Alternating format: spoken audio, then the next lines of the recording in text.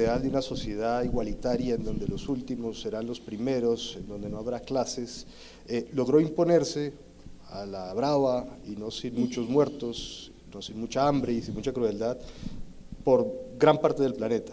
Finalmente ha ido... Más de la mitad de la población del planeta era comunista en los años 60. Exactamente. Pero poco a poco se fue desmoronando, ¿no? Se fue desmoronando y el capitalismo y la sociedad de mercado pareció ir ganando terreno y al día de hoy parece que ganara la partida. Y aún así, tú lo has dicho varias veces, no sentimos afecto por el capitalismo. Siempre quedan algún tipo de resquemor, de duda, de vacilación con respecto al capitalismo. ¿Podrías...? Claro, el capitalismo triunfa con mala prensa. Siempre la ha tenido. Porque siempre hemos querido que la voluntad se sobreponga a la inteligencia. Siempre hemos querido una libertad que no fuese responsabilidad. Siempre hemos querido un razonamiento que pudiera prescindir de la congruencia de los términos medios empleados en el razonamiento. Siempre hemos querido algo más que la dura coherencia de las cosas. Y el capitalismo siempre ha tenido mala prensa. El comunismo siempre ha tenido buena prensa. Ahora que estoy en pleno volumen 3, he descubierto que Rusia, cuando pasó de Rusia a ser la URSS, perdió en la guerra civil 1,5 millones de personas. Mucho, ¿eh? Sin embargo, perdió en los primeros 5 años de égida de Lenin, de hambre y de frío, casi 30. La guerra civil, 1,5 millones. Hambre y frío, 30. Estamos hablando de 1/4 de la población. ¿A qué no se lo han enseñado en el colegio? No, yo se lo enseñaré. No, les daré las bases para poder tener esa certeza. ¿Por qué? ¿Por qué no sabemos esas cosas?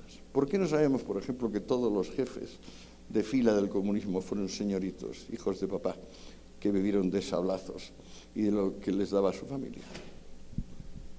¿Por qué no recordamos que Marx dejó morir de hambre y de frío a 3 hijos antes de trabajar en la Academia de Lenguas que tenía a 2 cuadras su amigo Wolf? ¿Sabían ustedes que Lenin vivió 30 años de las remesas de su mamá? Ni un solo cabeza de fila igualitarista ha trabajado. Todos han creído que podían vivir de revolucionarios profesionales. Qué cosa curiosa. Pero ¿por qué no me lo han enseñado a mí esto, bachillerato?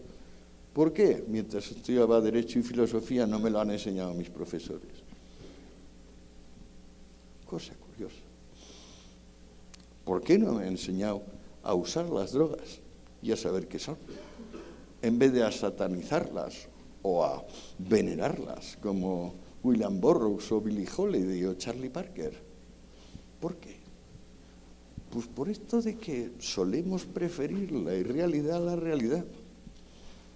En definitiva, olvidarnos de que somos mortales, pero que en esa mortalidad está también el orgullo y la dignidad nuestra. Sabiendo lo que nos espera a todos, a pesar de todo, intentamos ser dignos, intentamos saber, intentamos que la inteligencia sea superior al capricho. Parece que ya no me queda. Ah, sí, proletariado. Proletariado. La palabra proletariado. Proletarius eran los orgullosos hijos de la República Romana que la servían ingresando voluntariamente en las legiones. Ese es el sentido de la palabra, por ejemplo, en Tito Livio, o pues Virgilio, o en Horacio.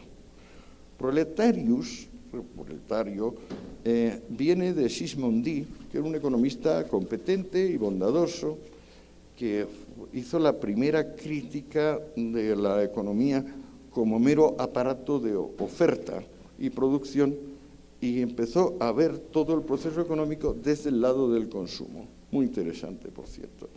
Entonces Sismondi dijo que el mundo del trabajo se había convertido en un mundo de proletarios porque eran gentes que venían del campo y no tenían casa propia, no tenían capacitación profesional y tenían que emplearse como mano de obra inespecífica, muchas veces migrando en función de dónde se abrían las fábricas, aquí o allá. ¿Dónde están?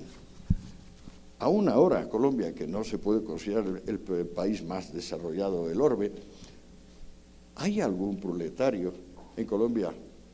Uno, que no tenga aspiraciones, por ejemplo, a comprarse una casa a través de una hipoteca. Y sin embargo, el proletario de Marx es un individuo perteneciente a una clase que sabe que si no mata o extermina, la palabra es exterminio, la palabra de Marx, extermina a todas las clases que no son la suya, será muerto de hambre por el mecanismo objetivo e implacable del sistema. ¿Dónde está eso? ¿Dónde están los proletarios? ¿Por qué decía aquel señor esas cosas tan raras? Porque estaba indignado, porque estaba furioso y porque no volcaba la furia sobre cosas tan evidentes como ¿por qué he dejado morir a 3 hijos? Y en particular al que más quería, al joven Edgar, con 8 años. Le he dejado ir todos los días sin zapatos, porque los habíamos empeñado, envuelto en una manta, a ver si le fiaba una semana más el carbonero, el carbón, y le fiaba también el carnicero la carne. Ese caballero se quedaba en su casa leyendo, escribiendo, y mandaba a su hijo para que diese lástima. Y lo que hizo fue morir. Triste película.